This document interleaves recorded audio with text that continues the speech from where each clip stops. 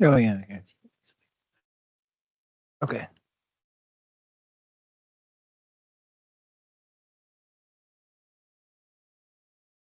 All right, everyone. It looks like a few more people are wandering in here. I'll try to maintain an eye over that and admit folks when they show up. But I'd really like to get started. Here we go. Welcome, everyone, to the March 2025 Oregon Energy Code Stakeholder Panel meeting.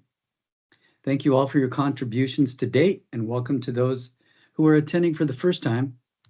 Please save your questions for the Q&A periods, or if you have something that needs immediate attention, use the chat feature and publicly send the chat message to everyone. We're recording this session to later post on the ODO website for your review. We want to encourage input from all audience members during this meeting and seek a diverse group to hear a variety of positions. Today, we'll be covering some interesting topics. The first to be the commercial code training opportunities that are planned. The second topic is the 2026 Residential Energy Code Development Process, or the ORSC development process. And also, we'll have a new feature in the planning stages, the development of a working group to take a collaborative approach to address target energy use reductions as directed by Executive Order 20-04.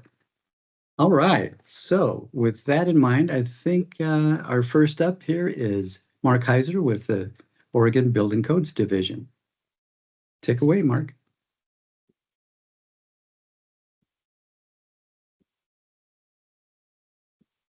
Okay.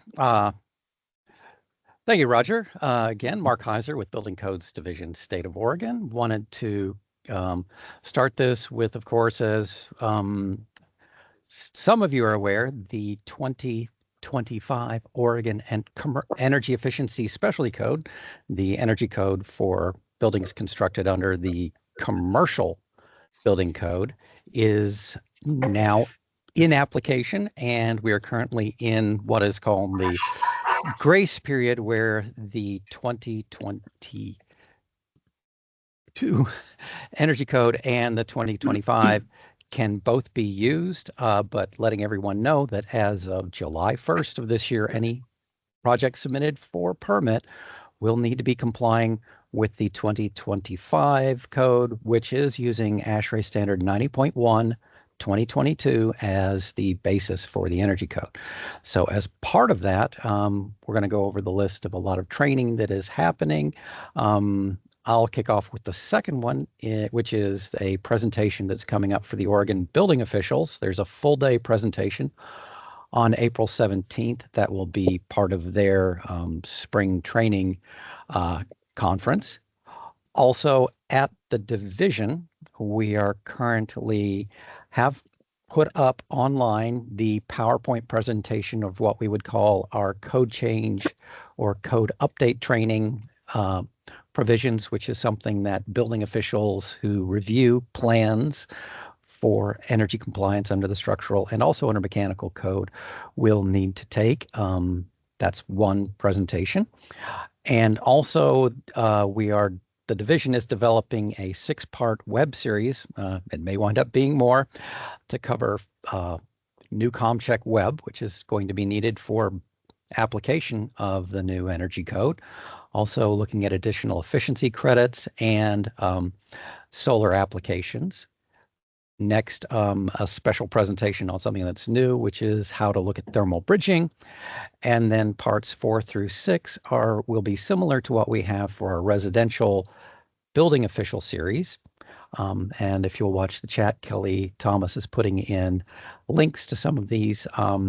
We have sort of for the residential a basics of the energy code, then a plan check, sort of what's submitted at time of plan permit, and then also guidance for building officials on what to look at for during the inspection process and how to use ComCheck forms that are submitted with your application for a commercial code permit. And with this, also wanted to point out, and I won't steal I'll go ahead and steal Blake's thunder, is that there is going to be a webinar presented tomorrow as part of the Energy Trust of Oregon series. I believe that's correct, Blake? That's right. Thanks, Mark. Yeah. Yeah, right. We gave a similar presentation last Thursday. It's in partnership with Energy Trust and NEA to give an overview of the 2025 OESC and 90.1 2022. And Lisa Gartland with Odo presents a lot of that information. Went really well last Thursday. We're giving a similar kind of repeated presentation with a little bit more focus on the MEP side tomorrow. If you're able to attend, please do.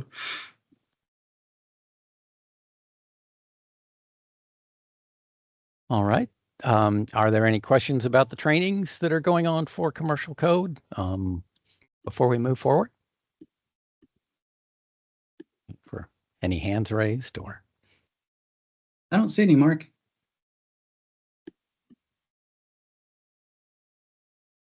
Everyone is so informed already.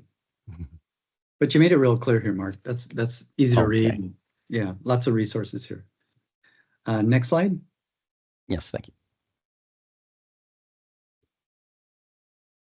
All right, so moving forward, we're going this year in 2025. The process is starting under the Residential and Manufactured Structures Board. The adoption of the 2026 Oregon Residential Specialty Code, that's the ORSC you'll continue to see. And today we're going to discuss the Chapter 11 portion, which are the energy provisions of the current 2023 residential code and what's going to happen with the code. But first, some background information on both Executive Order 2020-04, and House Bill 3409, that those set that for essentially our 2029 Oregon ORSC, that relative to the 2005 code, there would be a 60% reduction in the regulated site energy load of homes constructed under the 2029 code relative to what we'll call our baseline older code of the 2005 ORSC. The 2023 ORSC in our reports to the legislature and to the governor's office have achieved about a 50% weighted average reduction in site energy, regulated site energy use over the 2005 code. We've looked at that and had different sub looks at it. I wanted to note that then for 2026, for this next draft, since we have a 60% target for 2029, we're looking to land somewhere in between, and in discussions with the division, we're looking, that the best course of action is to at least try and get to an integrated code reaching about halfway there. So we would like to see a draft base code somewhere in the 54 to 55% reduction below the energy use of the 2005 ORSC. So moving forward, what changes are going to get us there? Well, first we'll look at under the code adoption timeline. So this is where we're going to be discussing what the residential board, who is responsible and has say as the board over the energy chapter in Chapter 11, how they're expected to work on this. Between now and April through June, we'll be looking to have a working group, and we'll discuss this later, to develop the integrated draft of Chapter 11, i.e. our base code. In early June, the RMSB is going to make its solicitation for committee members who will review all of the ORSC code. So that's the entire code, including Chapter 11. There will be an application period and call for members. It'll be open to all stakeholders. The RMSB will determine the makeup and balance of the group. Normally there's between 5 and 9 members on the committee. If people are looking to be on that board, they're free to apply. They are looking for, a good balanced board. And if you're going to be on the committee, remember that you will be looking at and need to participate in the entire adoption of the 2026 ORSC. So looking at the changes, what they'll be looking at is the 2024 International Residential Code and what's currently adopted in the 2023 Residential Code, and bringing those two pieces together. Now, next slide, we'll talk about this, is that when they come together in the at the July 9th RMSB meeting, they're going to appoint their code committee members. And again, they're setting a base code of the 2024 IRC, and there will be sort of a matrix of that merged with the current residential ORSC code. And at the same time, they'll be looking at the ORSC Chapter 11, what we're going to call the new integrated draft, which is sort of the starting point for moving forward, as if you were bringing in the 2024 IECC Chapter 11. But the IECC is not our base code when we're looking at the Oregon Residential Specialty Code. We have an Oregon specific, so when we present this sort of next generation starting point code that public proposals will come in on, that's going to be this integrated draft that we're looking to put forward to them. Then mid-July through mid-August, once the board sets their committee members, they will open up a public proposal period, and that will include the open proposal period for changes for the public to comment on and submit potential changes to the Chapter 11 base code integrated draft. And then that, I'm hearing the sound, is that your? Yeah. going to the next slide. Once those are submitted, and what's submitted to BCD will go to the code committee. Then in September through November, the RMSB code committee will have their meetings. Normally in the past, it's been between 3 and 5 meetings, depends on how many and how complex certain pieces of the code can get. When there's a lot on structural changes, it can take some time. Several times there's been a Chapter 11 specific meeting just to review the changes that the board will consider for forwarding to the division for that moving forward to final rule. During this time, when the RMSB code change committee is meeting, these are all again open to the public. So if you're also interested in framing, foundations, fire safety, egress, the mechanical sections, or you're welcome to be and participate in that as well, even if you're not on one of the code committees. Then in January, February area of 2026, there will be a final RMSB meeting, and they will review the recommendations from the code change committee and then either approve or modify and approve or even reject some of the recommendations from the code change committee. And there'll be a final vote on that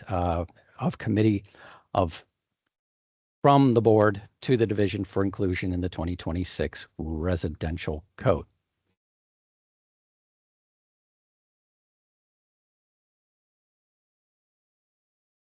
And again, on the draft timeline, so we're looking in spring of 2026.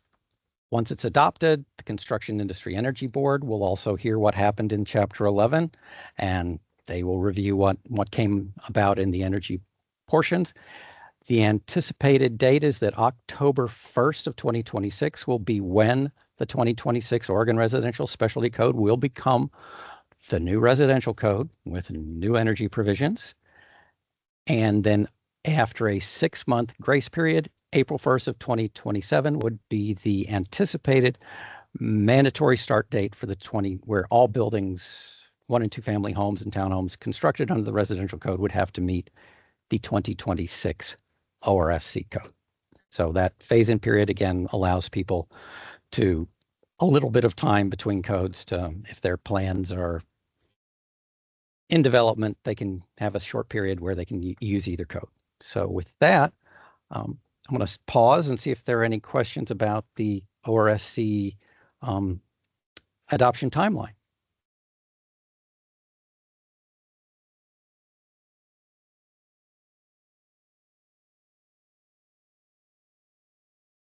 I'm not seeing any questions coming in here, Mark. You've given a lot of really good information. Oh, here comes Don McCodrum. Go ahead.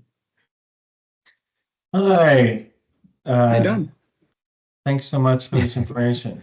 This is really great, really clear vision of what's about to come. The question that I had was related to the very early part of the process, about leveraging the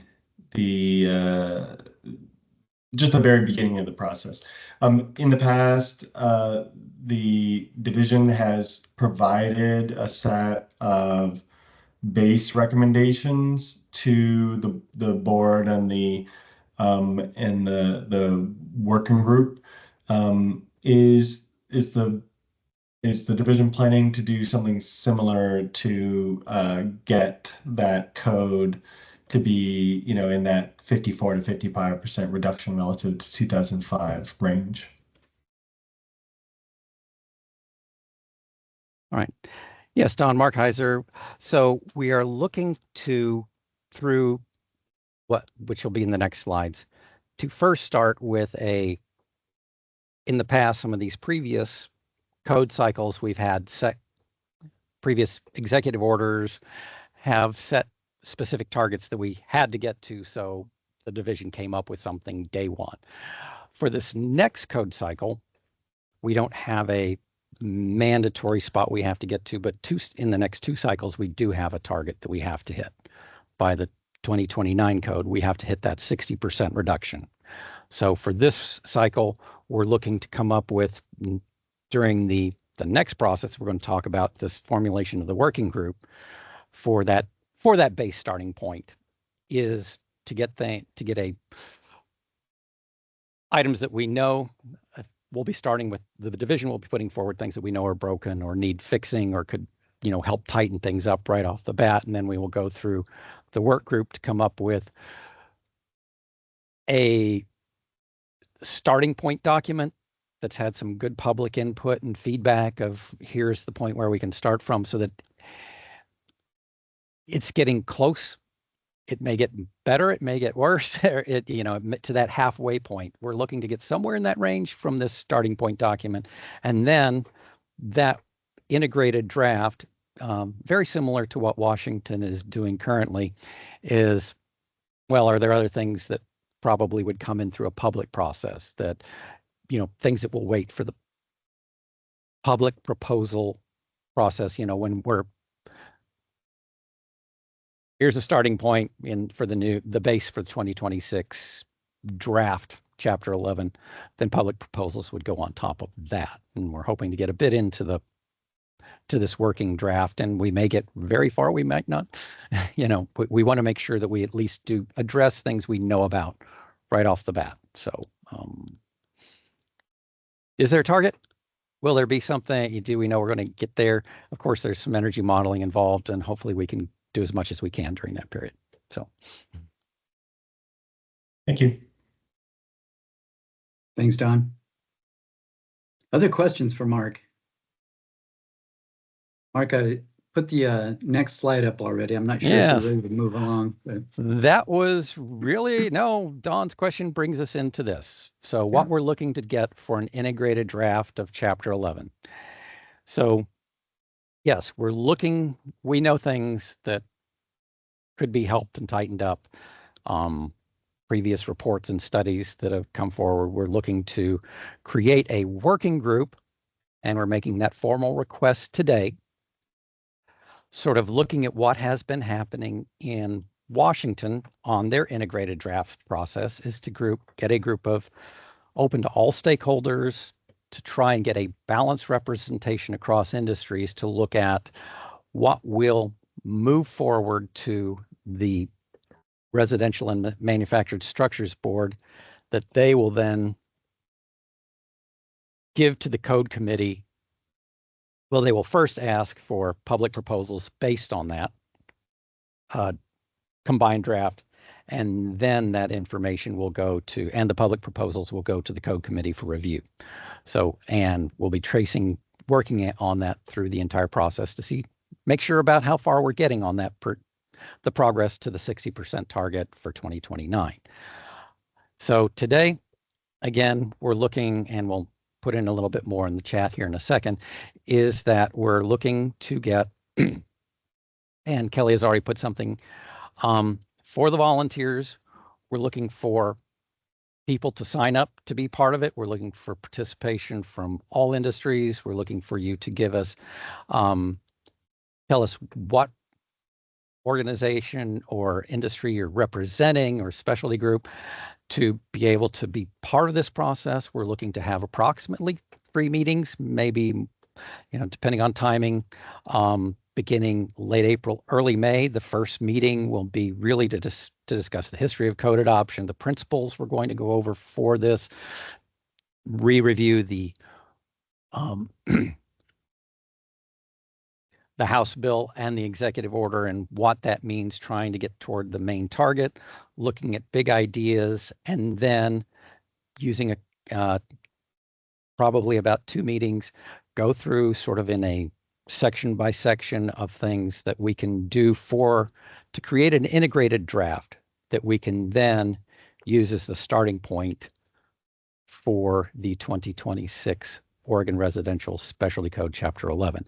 So to put this another way, the rest of the book is taking a modified next generation code, the 2024 IECC, and combining that with Oregon pieces to put in for the residential board code committee to look at for, chapters 2, everything from definitions to wall construction to roofing, etc.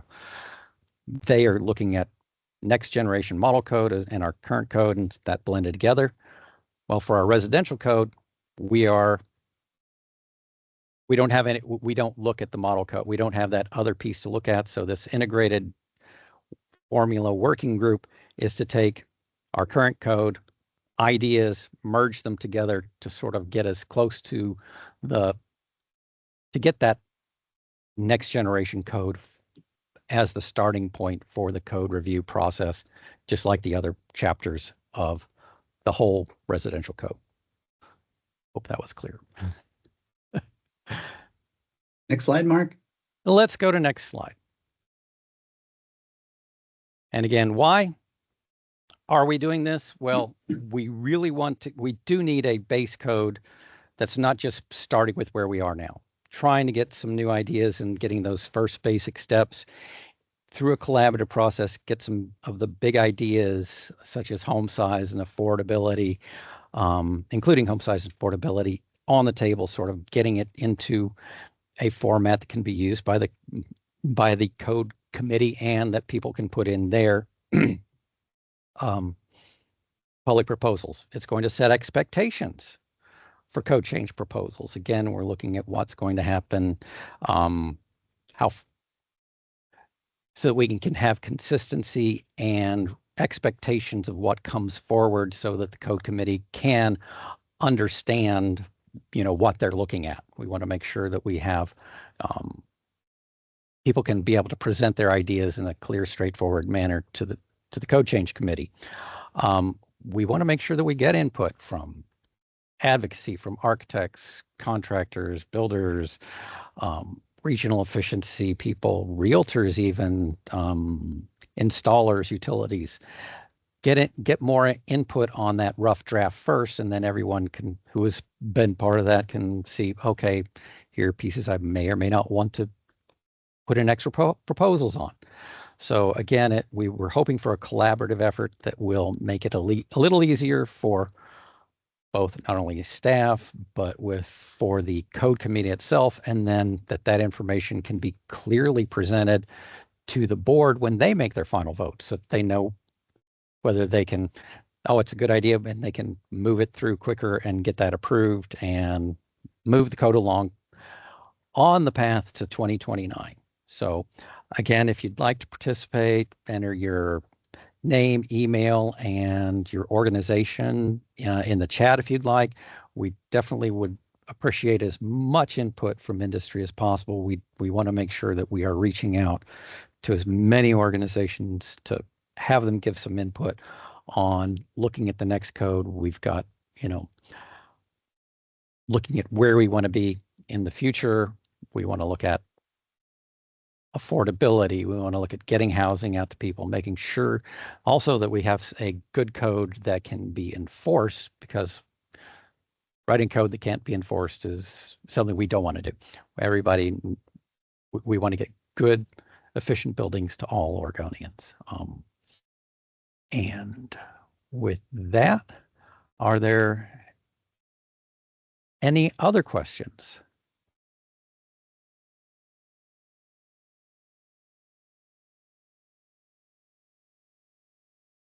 Kelly, I appreciate you developing that list. That looks really good. Looks like we have one volunteer already. Can we get two? Might have to start serving Starbucks here, folks. Yeah. But if not today, we would love, just send an email to, and Kelly, can you put a few of our addresses up in the, Kelly, you can send direct to him, and we'll continue to try and keep people together. And Kevin, if you'd like, please send an email to Kelly and have your email address and I'm assuming you're a contractor, correct? Kevin. All right. Yes. Okay. Well, thanks everybody. Is there one more slide, or was that it? Just the ending slide.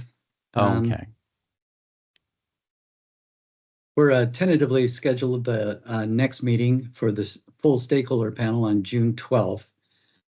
But I really don't want to talk about that at this point in time. I want to talk about the collaborative group that you're putting together here, Mark. I think this is an exceptional idea for BCD to take the resources to apply it and involve as many people as possible. And we've got 2 people in here. We want to make sure that we get as many as possible. And so if you're feeling a little interested, but you're not quite sure, send a message to Kelly. You've got his email address there. We'll just keep pitching this idea until you guys tell us to stop.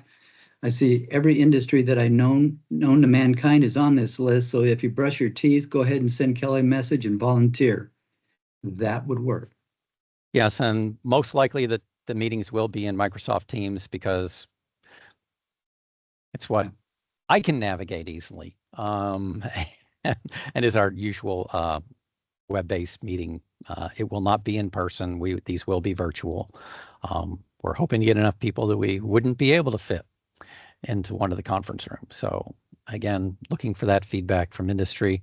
And that first meeting you expect sometime in late April, was it? Where was that one? Well, late April, early May, just depends on who volunteers and what kind of time availability everybody has. So.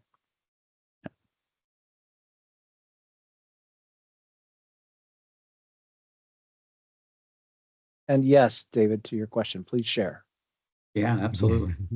Absolutely. Yeah, we're going to go out a little bit. We got some other presentations that we're giving and in the next couple months, and we're going to announce this opportunity.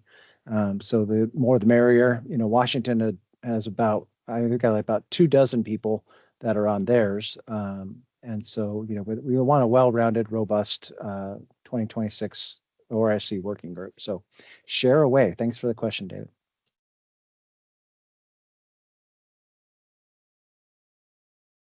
All right, looks like we have one more that came in. Mark, I don't think we have anything else to share at this point in time. Another short meeting, but we like to keep it that way. We like to keep things concise and right to the point, not waste your time. Anything else, Mark? Kelly? No big items. We'll probably just letting people know that under House Bill 3409, there was some directives about, looking at embodied carbon in construction, and we may be doing some side experiments tracing parallel to the process, but not officially, looking at how future codes might look at both operational and embodied carbon of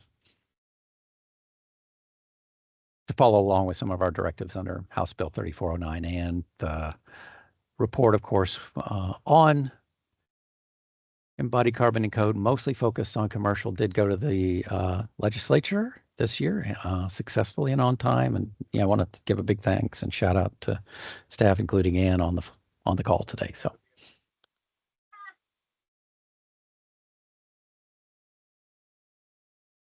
Thanks All for the right, plug, I Mark. think Dropped it in the chat.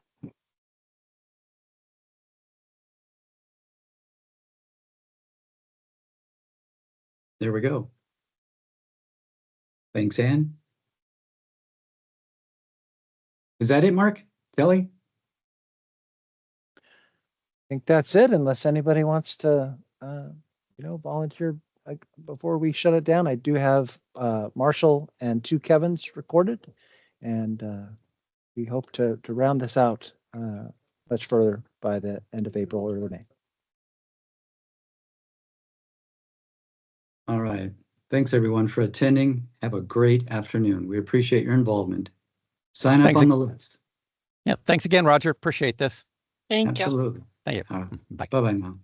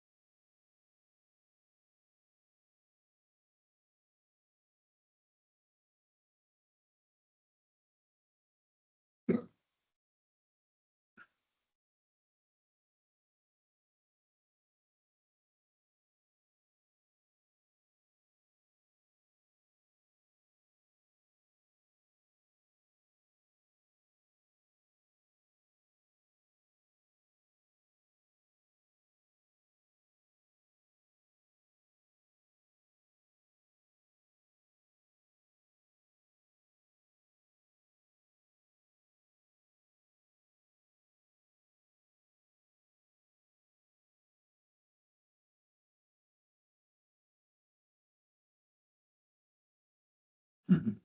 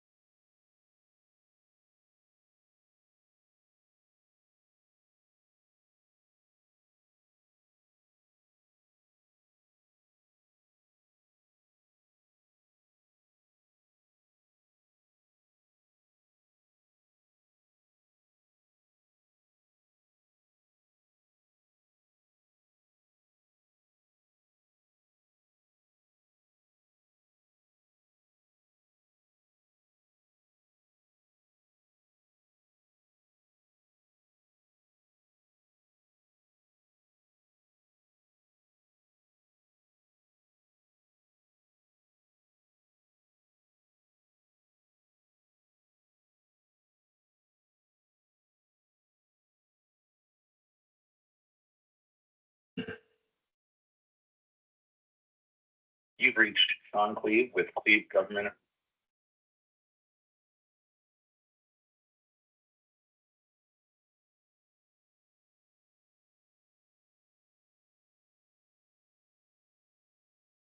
Sean, Hey man, sorry I couldn't get to the phone.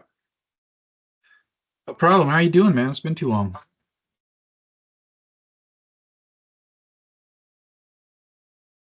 Yeah. Yeah. Is there gonna be a party? I don't know, but we should. That's a good idea.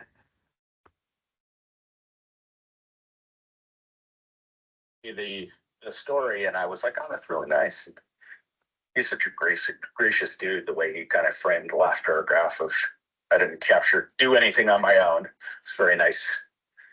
And I was like, when's the party? She needs to put it together. Although I think she's a little butthurt that she wasn't going to be in line for the CEO position, but she's too young. I think she realizes that now, but who knows? Yeah, she has big ambitions for herself. Yeah. Yeah. Well, I think it's tough for her when, your husband or significant other is 20 years older and lives in a fucking mansion in Lake Oswego. I'm sure if you fucking distorts the perception of equitability, right? Yeah, plus he's just a big shot too. Yeah. No, she got lucky with him. Speaking of that, I don't know if I've ever told you, but I'm divorced now. Oh, no, I did not know that. I thought maybe Drew would have said something, but yeah, it was official last April.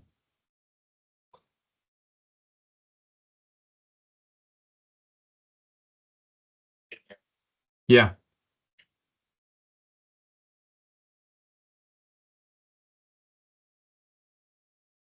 Yeah, because Natasha knew. But anyhow, yeah, no, I'm not advertising it, but it is what it is. Yeah.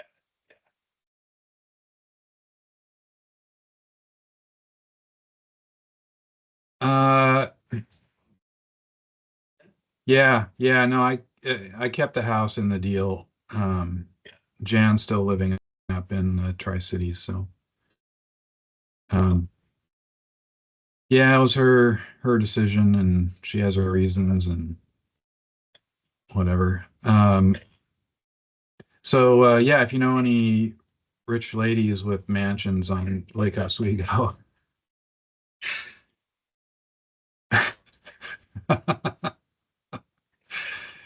uh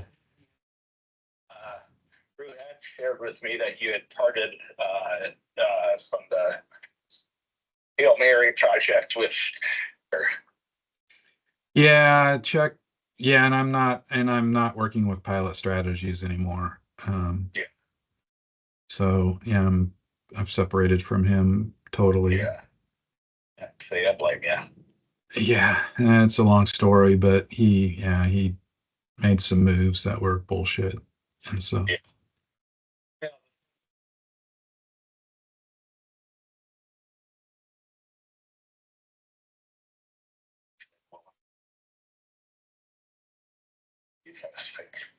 When he said that, I was like, don't say anything, just walk away. yeah.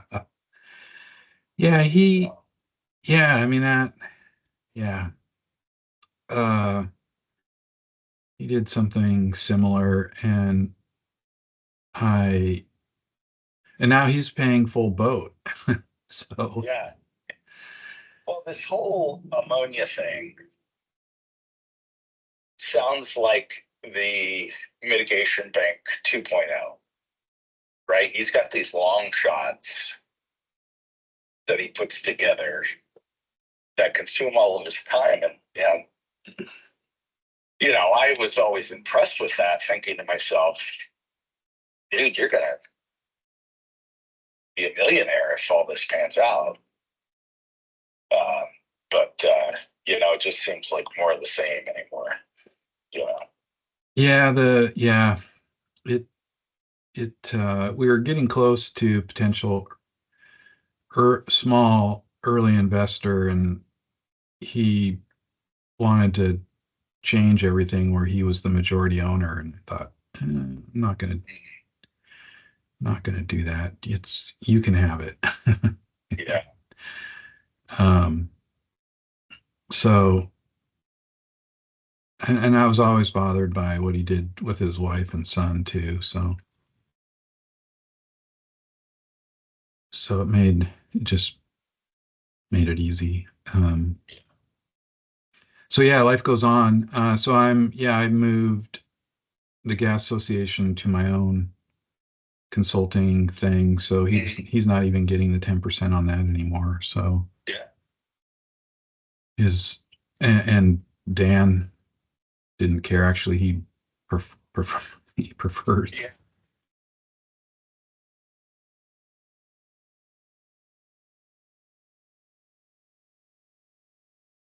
I mean, he bailed.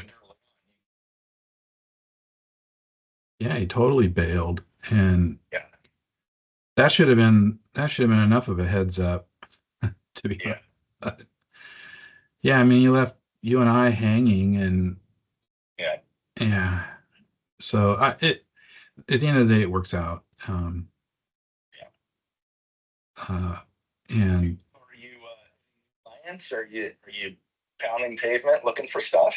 I am now, yeah, for Yeah. sure. Yeah, Are you specifically looking at PR stuff or?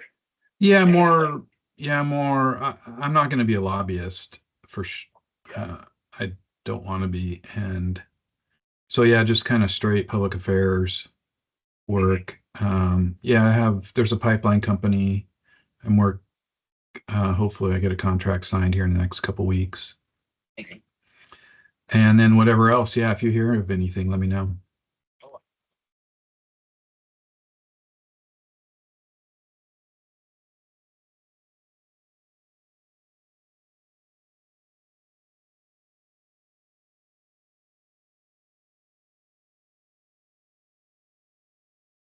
Yeah, PR wise, honestly, but that's really not my bag. How are your clients doing? You hanging in there? It's good. Yeah, I've got I'm up to 9 clients now, billing about 28 to 30,000 a month, depending on Nice. if I have any one-off little like story placement kind of things. Yeah, it's good. Hey, did you ever hear back from that Mount Hood Conference Center or whatever it was called?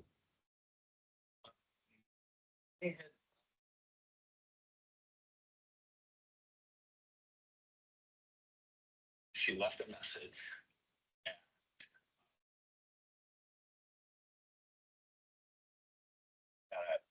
She said, "Hey, I was hired by blah blah blah, and I was wondering if you could help me." In her voicemail, and I was like, "Yeah, fuck you guys." Yeah. We went 3 weeks, 4 weeks emailing saying, "Hey, we did some free work. I spent an hour with OPB trying to bracket the thing in a certain way. I knew they were going to lose eventually. I mean, there's no way you win those things. And their attorney was approaching it completely wrong. But so it would have been a nice, gig to work on, pretty easy. But not somebody I decided was worth following up with after they called 4 months later. Yeah, I mean, not even an email saying, "Hey, we're doing something different," Exactly. Yeah, that's ghosting people is garbage. Yeah. Before I forget, do you have they're getting ready for they being the Northwest Gas Association is getting ready for the annual energy conference in June again. Mm-hmm. And do you have any interest in sponsoring a golf hole? Yeah. I think it was like what, $250, maybe $400. I can't quite remember. I remember it being really reasonable. Here, let me look really quick. Whole sponsorship. It's 500 this year. Okay. And that comes with golf, right? Or do I have to pay for golf on top of that? I don't know. I assume it comes with golf, but I'll double check. Can you tell me Yeah, I'll send you. I have a little thing to send you. I'll send you an email.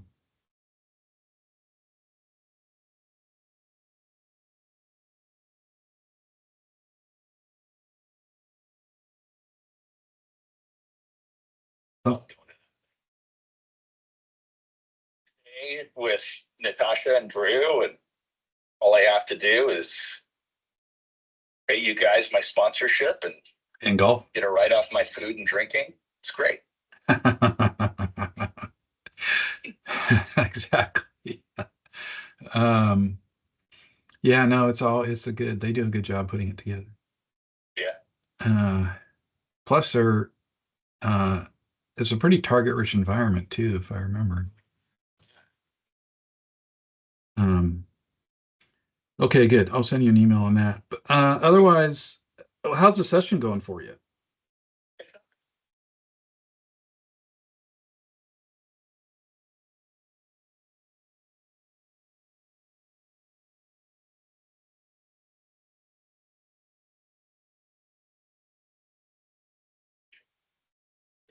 Saving some money.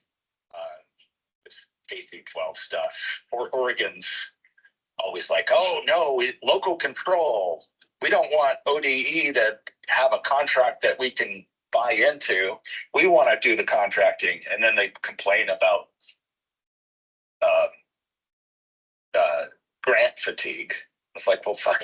If you're gonna have to write a grant to get fucking toilet paper, you're doing it to yourself. But anyways, Yeah. I've got a couple things like that, and then Philip Morris International. I picked those guys up. I was able to retain the hookah guys, and Philip Morris International has they bought Zen. Oh. So they're committed to a smoke-free future. They don't have any tobacco products that combust. They don't have a vape product. They have a new product that probably will come to market in the next year or so, but it'll be in the southeast. Be a while before it makes it to Oregon. But it is a tobacco product, but it's a heat don't burn product. So Oh. it removes the carbon, reduces it's designed for that 14% of the population that no matter what they do, they just rather smoke a cigarette. So Yeah. it's a harm reduction program. Zyn actually, in the waning hours of the Biden administration, was recognized by the FDA as a harm reduction product. So I'm dealing with the flavor ban stuff at state capitol right now. I think we can do that. That's keeping me pretty busy. And then I picked up a financial product that allows you to get access to your earned wages. Companies contract with a third party and tie in the payroll. And if you get paid once a month, you can withdraw anything that you've earned so far. And if you need it immediately, there's a $3.50 fee, kind of like Venmo. If you can wait 24 to 48 hours for the ACH to transfer, it's free. Oh, that's kind of DCBS cool. wants to, yeah, it's a really cool concept. DCBS wants to regulate us as a loan. And we're like, well, we're not a loan because there's no APR. There is a fee, but there's also a free option. There's no origination fee. There's no recourse if if somebody is working and decides to, there's an error on the that benefits the